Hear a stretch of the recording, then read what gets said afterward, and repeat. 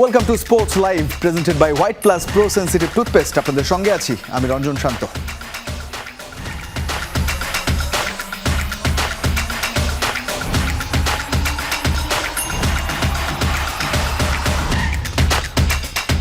শুরু হচ্ছে Australia series, আর সেই অস্ট্রেলিয়া সফরকে সামনে রেখে প্রস্তুতির দ্বিতীয় দিনেও ব্যস্ত সময় পার করেছে বাংলাদেশ জাতীয় দলের ক্রিকেটাররা। প্রধান কোচ ফিল সিমন্সের অধীনে ব্যাটিং, বোলিং ও ফিল্ডিং সব বিভাগেই ছিল নিবিড় অনুশীলন। রৌদ্রজল সকালে ব্যাট প্যাড নিয়ে মাঠে আসেন সবাই। অনুশীলনের ফাঁকে ক্রিকেটাররা আলোচনা ও বিশ্রাম নিলেও পুরো সেশন জুড়ে ছিল কঠোর প্রস্তুতি। ফিটনেস ড্রিলের পাশাপাশি নেটে ব্যাটিং, বোলিংয়ে অংশ নেন তাসকিন আহমেদ, তানজিদ হাসান তামিম, সাদমান ইসলাম, তাইজুল ইসলাম, খালেদ আহমেদরা। Spin bowling coach Mushtaq Ahmed এবং ব্যাটিং কোচ মোহাম্মদ আশরাফুল অনুশীলনের সক্রিয় ছিলেন। নাহিদ রানা দলে না থাকায় পেস আক্রমণে নেতৃত্ব দেবেন তাসকিন আহমেদ। প্রস্তুতির এই ধারাবাহিকতা ধরে রেখে অস্ট্রেলিয়া সফর ভালো করার লক্ষ্য টাইগারদের। তবে এরই মাঝে আসলে শরফুদ্দৌলা ইবনে শহীদ সৈকতকে নিয়ে কিংবা সাইমন টফেলকে নিয়ে বেশ কিছু খবরাখবর আসছে। কয়েকটা গণমাধ্যমের খবর, 1 বছর আগে আম্পায়ার শরফুদ্দৌলা সৈকতের দেওয়া যে পদত্যাগপত্র সেটা গ্রহণ করেছে বিসিবি। যদিও এক সংবাদ বিজ্ঞপ্তিতে বিসিবি জানিয়েছে পদত্যাগপত্র গ্রহণ না, বরং সৈকতের সঙ্গে চুক্তি নবায়ন করা হয়নি। এমনকি জানা গেছে বাতিল করা হয়নি সাইমন টফেলের সঙ্গে বিসিবির চুক্তিও। 2025-এর 12 এপ্রিল হোম অব ক্রিকেটে মুখোমুখি হয়েছিল আবাহনী মোহামেডান। ঢাকা ডার্বিতে আম্পায়ারদের সিদ্ধান্ত নিয়ে বার কয়েক ক্ষোভ ঝেড়েছিলেন মোহামেডান অধিনায়ক তাওহিদ হৃদয়। ম্যাচ শেষে আম্পায়ার শরফুদ্দৌলা সৈকতকে নিয়ে গণমাধ্যমের সামনেও নিজের অসন্তোষের কথা প্রকাশ করেছিলেন হৃদয়। সেই জলের পর অনেক দূর গড়ায়। হৃদয়কে 2 ম্যাচ নিষিদ্ধ করা হয়, 1 ম্যাচ পর সেটা তুলেও নেওয়া হয়, এরপর আবার নিষিদ্ধ করা হয়। ঘটনা পাল্টা ঘটনায় বিসিবির চাকরি ছাড়ার সিদ্ধান্ত নেন সৈকত, দেন পদত্যাগপত্র। যদিও বিসিবি সেই পদত্যাগপত্র গ্রহণ করেনি। 1 বছর পর আবারও আলোচনায় সেই পদত্যাগপত্র। কয়েকটা গণমাধ্যমের খবর, বিসিবি সেই পদত্যাগপত্র গ্রহণ করেছে, সেটাও 1 বছর পর। প্রশ্ন উঠেছে সেখানেই, 1 বছর আগের পদত্যাগপত্র গ্রহণ করা যায় কিনা। বিসিবি জানিয়েছে পদত্যাগপত্র গ্রহণ না, বরং সৈকতের সঙ্গে চুক্তি নবায়ন করা হয়নি। সৈকতের চুক্তির মেয়াদ ছিল গত এপ্রিল পর্যন্ত, এরপর আর তার চুক্তি রিনিউ করা হয়নি। তিনি এপ্রিল পর্যন্ত বেতনও পেয়েছেন। মূলত এক্ষেত্রে কনফ্লিক্ট অফ ইন্টারেস্টের প্রসঙ্গটাই এনেছে বিসিবি। যতটুকু জানা গেছে, সৈকতই প্রথম আইসিসি এলিট আম্পায়ার যিনি তার দেশের ক্রিকেট বোর্ডের মাসিক বেতনের চুক্তিতেও ছিলেন। অধিকাংশ সময় তাই তাকে পাওয়ার সুযোগ ছিল না। সেই চুক্তি থেকে সরিয়ে সৈকতকে ম্যাচ কন্ট্রাক্টে আনার পরিকল্পনা বিসিবির। এমনকি চুক্তি শেষ হওয়ার পরও অস্ট্রেলিয়া সিরিজের 3টা টি20 ম্যাচে আম্পায়ারিংও করেছেন সৈকত। এছাড়া সাইমন টফেলকে নিয়েও শুরু হয়েছে আলোচনা। শোনা যাচ্ছে এই সাবেক বিশ্বসেরা আম্পায়ারের সঙ্গে চুক্তি বাতিল করতে যাচ্ছে বিসিবি। তবে নতুন চুক্তি না করার নীতিগত সিদ্ধান্ত ক্রিকেট বোর্ড নিয়ে ফেলেছে ঠিকই, কিন্তু টফেলের পুরো মেয়াদি পূর্ণ করা হবে। এমনকি রোববার বিসিবির আম্পায়ার্স কমিটির সঙ্গে বৈঠকও করেছেন। অগাস্টের শেষ সপ্তাহে আসবেন বাংলাদেশে, করাবেন কর্মশালা। আফনান পিয়াল, যমুনা স্পোর্টস, ঢাকা। জানাতে চাই ক্রিকেটের আরও বেশ কিছু খবর। ব্যাটিং সংকট কাটাতে নতুন পথে হাঁটছে পাকিস্তান ক্রিকেট বোর্ড। দক্ষিণ আফ্রিকার সাবেক প্রথম শ্রেণীর ক্রিকেটার ও কোচ মাইকেল স্মিথকে 2 বছরের জন্য জাতীয় দলের ব্যাটিং কোচ হিসেবে নিয়োগ দিয়েছে পিসিবি। সব ধরনের ক্রিকেটেই পাকিস্তান দলের সঙ্গে কাজ করবেন 46 বছর বয়সী এই কোচ। আগামী 19 অগস্ট ইংল্যান্ডের বিপক্ষে শুরু হতে যাওয়া টেস্ট সিরিজের আগেই দলের সঙ্গে যোগ দেবেন তিনি। পিএসএলে ইসলামাবাদ ইউনাইটেড, করাচি কিংস ও মুলতান সুলতানসের হয়ে কাজ করার অভিজ্ঞতা থাকায় পাকিস্তান ক্রিকেট সম্পর্কে ভালো ধারণা রয়েছে তার। সম্প্রতি ধারাবাহিকতার অভাবে ভুগছে পাকিস্তানের ব্যাটিং লাইন আপ, সেখানেই ছন্দে ফেরানোই স্মিথের চ্যালেঞ্জ। আর ওদিকে ব্রিটিশ নাগরিকত্ব পাওয়ার পর মোহাম্মদ আমিরের ক্যারিয়ারে খুলেছে নতুন সম্ভাবনার দরজা। তবে সেই পরিবর্তনের প্রভাব পড়তে যাচ্ছে পাকিস্তান সুপার লিগেও। আমির নিজেই জানিয়েছেন আগামী পিএসএলে তাকে আর স্থানীয় ক্রিকেটার হিসেবে নয়, বিদেশি ক্রিকেটার হিসেবে নিবন্ধন করা হতে পারে। ফলে তাকে দলে রাখতে হলে যে কোনো ফ্র্যাঞ্চাইজিকে বিদেশি কোটার একটি জায়গা ব্যয় করতে হবে। এরই মধ্যে ইংল্যান্ডের ঘরোয়া ক্রিকেটে তিনি স্থানীয় খেলোয়াড়ের মর্যাদায় খেলছেন। নতুন এই পরিস্থিতিতে রাওয়ালপিন্ডির সঙ্গে তার বর্তমান চুক্তি বহাল থাকবে নাকি নতুন করে চুক্তি করতে হবে, সেটি এখনো স্পষ্ট করেনি পাকিস্তান ক্রিকেট বোর্ড। এবারে ফুটবলের খবর। ফিফার সভাপতি পদ হারানোর শঙ্কায় জিয়ান্নি ইনফান্তিনো বিপাকে পড়ে মার্কিন প্রেসিডেন্ট ডোনাল্ড ট্রাম্পের সাথে যোগাযোগের চেষ্টা করলেও মেলেনি সাড়া। খবর নিউ ইয়র্ক পোস্টের। বিশ্বকাপের কোটি কোটি সত্ত্ব গোপনে বিক্রি ঘিরে শুরু হয় ফিফা সভাপতিকে নিয়ে তুমুল বিতর্ক। ফিফার অভ্যন্তরে বিদ্রোহ আর উয়েফার বয়কট হুমকিতে কোণঠাসা ইনফান্তিনো।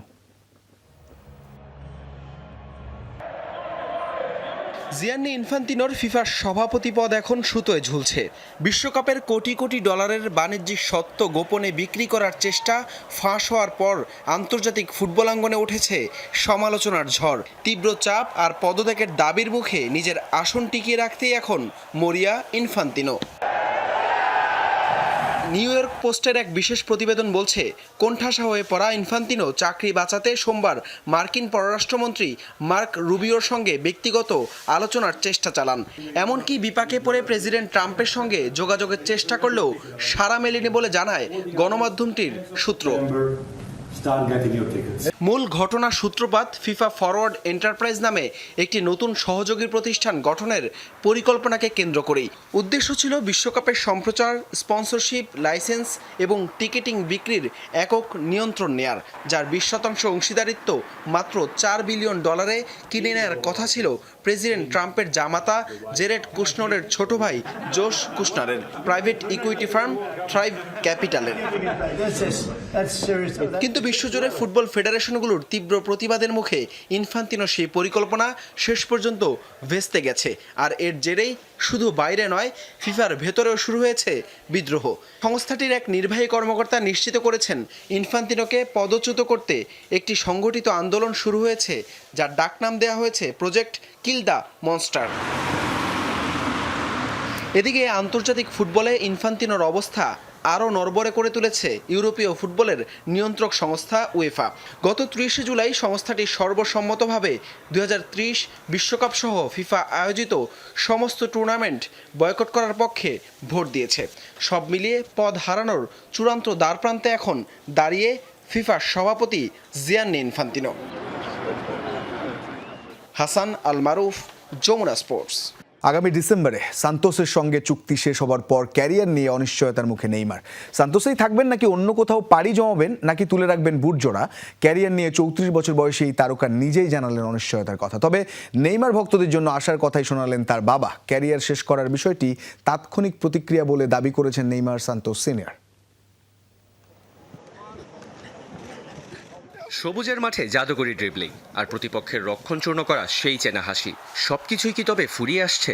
ফুটবলের বরপুত্র নেইমার জুনিয়র আজ দাঁড়িয়ে কেরিয়ারের অদ্ভুত এক কিনারায়। গুদুলি লগ্নে এসে তিনি নিজেই জানেন না আগামী ডিসেম্বর তাকে কোথায় নিয়ে যাবে।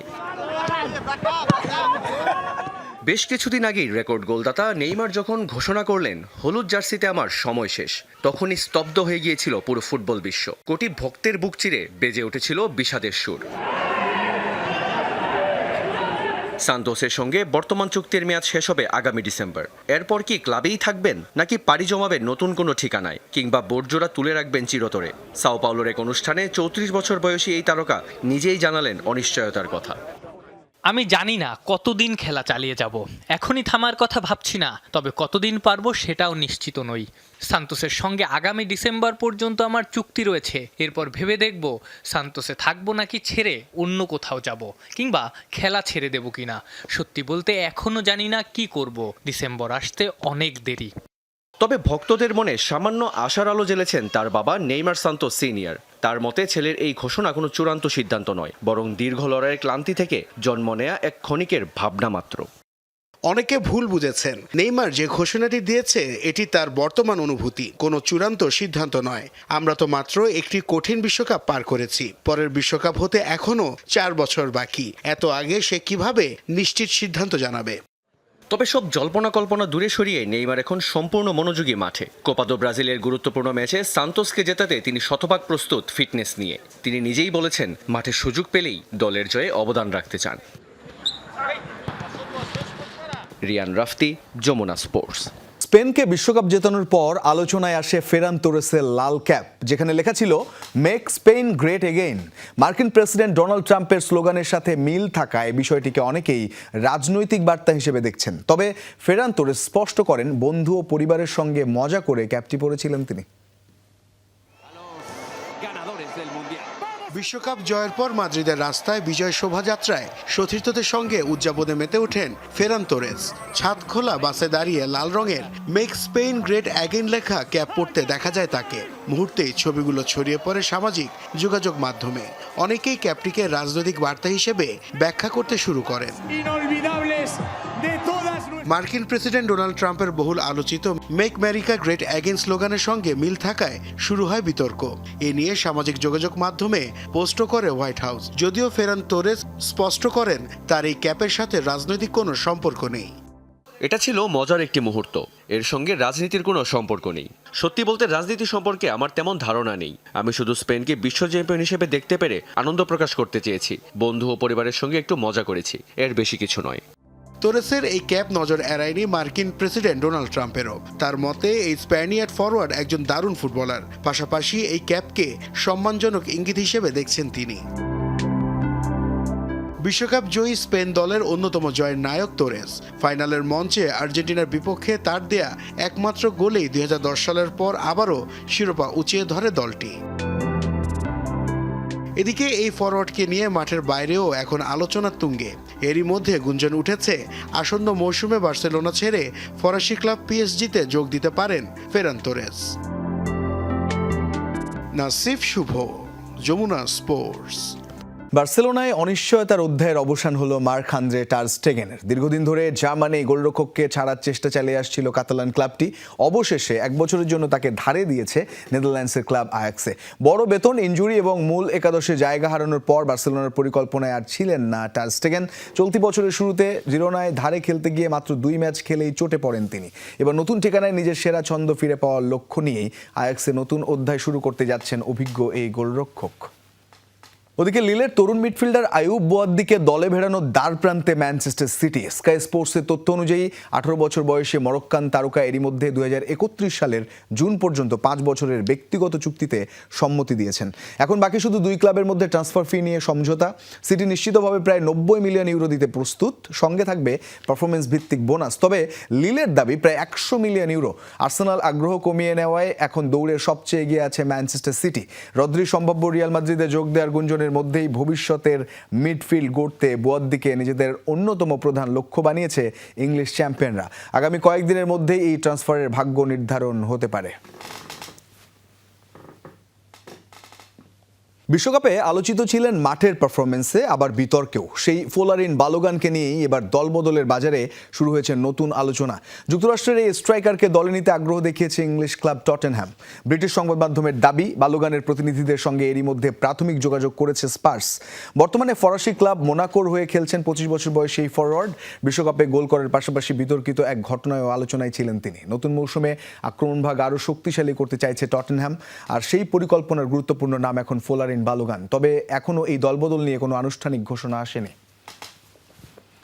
ওদিকে রিয়াল মাদ্রিদের সঙ্গে দীর্ঘদিনের সম্পর্কের ইতি টেনে প্রিমিয়ার লিগের ক্লাব ফুলহ্যামে যোগ দিয়েছেন গনসালো গার্সিয়া। 22 বছর বয়সী স্প্যানিশ ফরওয়ার্ডকে 40 মিলিয়ন ইউরো নির্দিষ্ট ফি এবং আরও 2 মিলিয়ন ইউরো অ্যাড অন সহ দলে ভিড়িয়েছে ফুলহ্যাম। তবে ভবিষ্যতে গার্সিয়াকে বিক্রি 30% অর্থ পাবে রিয়াল মাদ্রিদ। পাশাপাশি তাকে পুনরায় দলে নেওয়ার অগ্রাধিকারও থাকবে স্প্যানিশ জায়ান্টদের। 2031 সাল পর্যন্ত 5 বছরের চুক্তিতে সই করা গার্সিয়া ফুলহ্যামে 7 নম্বর জার্সি পরে খেলবেন। ক্লাব বিশ্বকাপে সর্বোচ্চ গোলদাতা হওয়া এই তরুণ ফরওয়ার্ড গত মৌসুমে রিয়ালের মূল দলের হয়েও করেছিলেন 8 গোল। এবার সেই ধারাবাহিকতা প্রিমিয়ার লিগে ধরে রাখাই তার মূল লক্ষ্য। এজেন্ট জটিলতায় আটকে আছে আরবি লাইপজিগ উইঙ্গার ইয়ান দিওমান্দের রিয়াল মাদ্রিদে যোগদান। দিওমান্দের বর্তমান এজেন্সি রক নেশনের মাধ্যমে তাকে দলে নেবার কাজ করছিল রিয়াল, কিন্তু দিওমান্দের পুরনো এজেন্ট ফিফার কাছে অভিযোগ দায়ের করেছে 2028 সাল চুক্তি বহাল আছে তার। এই জটিলতার কারণেই স্থবির হয়ে আছে দিওমান্দের রিয়ালে যোগদান।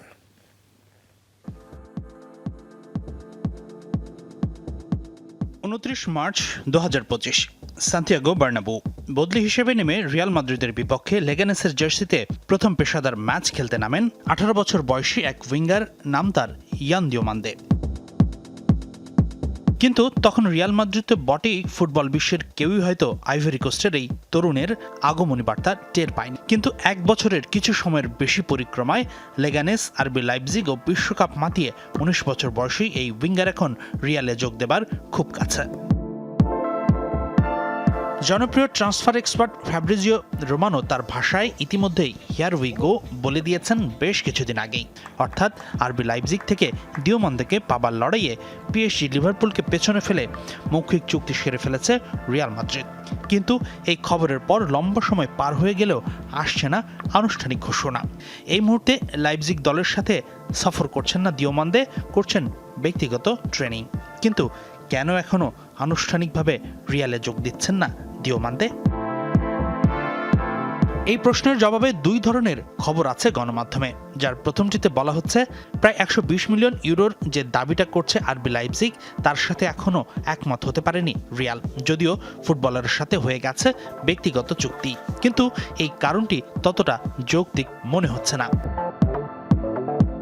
দ্বিতীয় খবরটির যৌক্তিকতা বেশ জোরালো, আর সেটি হলো ইয়ান দিওমান্দের এজেন্ট জটিলতা। দিওমান্দের নতুন এজেন্ট বিখ্যাত র্যাপার জে-জির মালিকানাধীন রক নেশন। স্বনামধন্য এই প্রতিষ্ঠানটি রিপ্রেজেন্ট করে Vini Junior, Martinelli, Paqueta, Endrick, De ব্রুইনার মতো আরও অনেক নামি দামি ফুটবলারকে। স্বভাবতই রক নেশনের মাধ্যমেই দিওমান্দকে দলে নেবার আনুষ্ঠানিকতা সারছিল রিয়াল, কারণ ফিফার নিয়ম অনুযায়ী এজেন্টের মাধ্যমেই করতে হয় আনুষ্ঠানিক দলবদল। কিন্তু এই প্রক্রিয়ায় বাধা হয়ে দাঁড়িয়েছে দিওমান্দের আগের এজেন্ট প্রতিষ্ঠান ম্যাক্সিডেল ম্যানেজমেন্ট। তারা ফিফার কাছে আনুষ্ঠানিকভাবে চুক্তি ভঙ্গের মামলা ও অভিযোগ দায়ের করেছে। প্রতিষ্ঠানটির দাবি দিওমান্দের সাথে তাদের 2028 সাল পর্যন্ত চুক্তি এখনও বলবৎ, যার ফলে রক নেশনের মাধ্যমে নয় তাদের সাথেই ট্রান্সফার নিয়ে কাজ করতে হবে রিয়াল, লাইপজিগ ও দিওমান্দেকে। স্প্যানিশ সংবাদ মাধ্যমের মতে রিয়াল মাদ্রিদ এই এজেন্ট নিয়ে দ্বন্দ্বের বিষয়টি আগে ওয়াকিবহাল ছিল না, তাই তো ভুল এজেন্টের হাতে কমিশন প্রদান আর আইনি জটিলতা এড়াতেই চুক্তি বিলম্বিত করছে রিয়াল। হাসিনুর রহমান, যমুনা স্পোর্টস।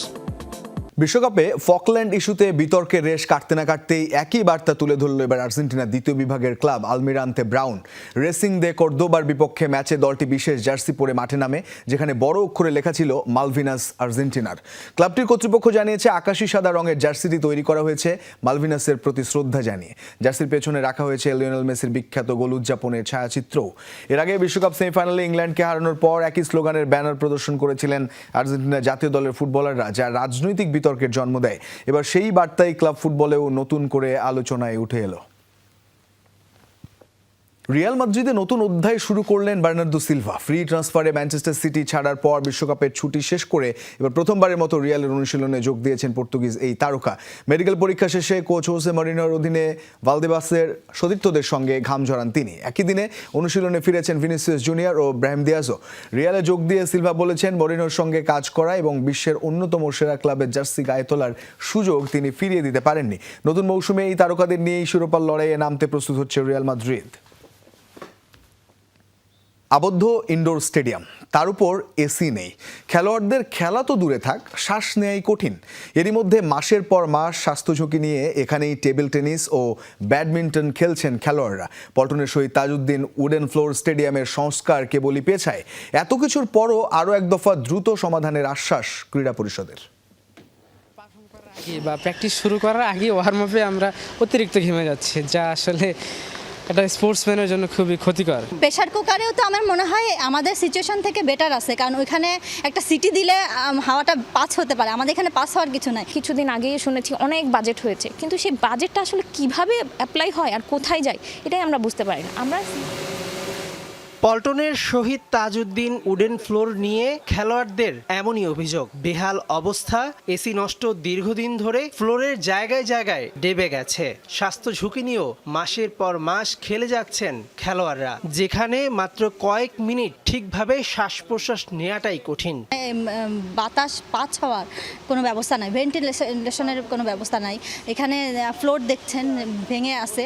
আমরা রানিং যখন করি, কয়েকজন প্লেয়ার পড়েও গিয়েছে কিছুদিন আগে রানিং করতে যেয়ে। তো আমাদের মনেও থাকে না, অনেক সময় হয়তো খুব তাড়াহুড়া করছে, এখানে হোঁচট খাচ্ছি। তো এই ধরনের ব্যবস্থাগুলো, এসি তো ঠিক নাই অনেক বছর ধরে। এটা বলতে বলতে আসলে আর মনে হয় বলার কোনো অপশন নাই, বা কোথায় বলবো আসলে বুঝতে পারছি না। আর যদি ভেন্টিলেশনের একটা ব্যবস্থা থাকতো, অন্তত পক্ষে ওই সাফোকেশনটা লাগতো না আমাদের। সব মিলিয়ে আমাদের এখানে প্র্যাকটিস করাটা এক রকমের মনে হচ্ছে দোজগের মধ্যেই আসি। ফ্লোর কিছুদিন আগে ঠিক করে দিয়ে গেছে, তা এই উডেন ফ্লোরের এইটাও দেখতেছি আপনার 1 মাস 1.5 মাস যেতে না যেতে আবার সবার অবস্থা খারাপ হয়ে যাচ্ছে। 2 ঘন্টা খেলার জায়গায় মনে হয় আমরা 15 মিনিটেই টায়ার্ড হয়ে যাচ্ছি। আমাদের কোচও বিরক্ত হয়, উনি তো বিদেশ থেকে এসেছেন, উনি 10 মিনিট 15 মিনিট 20 মিনিট খেলে আবার 15 মিনিট ওনার ব্রেক দিতে হয়, কারণ আমরা আসলে চেয়েও পারি না, পুশ করতে পারি না। দেখা যায় ডিহাইড্রেটেড হয়ে যাচ্ছি, মাসেল টান লাগছে, এটা হচ্ছে সেটা হচ্ছে। বারবার পানি খেয়ে আমি কীভাবেই বা খেলবো? এত পানি খেলে কিন্তু মুভও করা যায় না সহজে।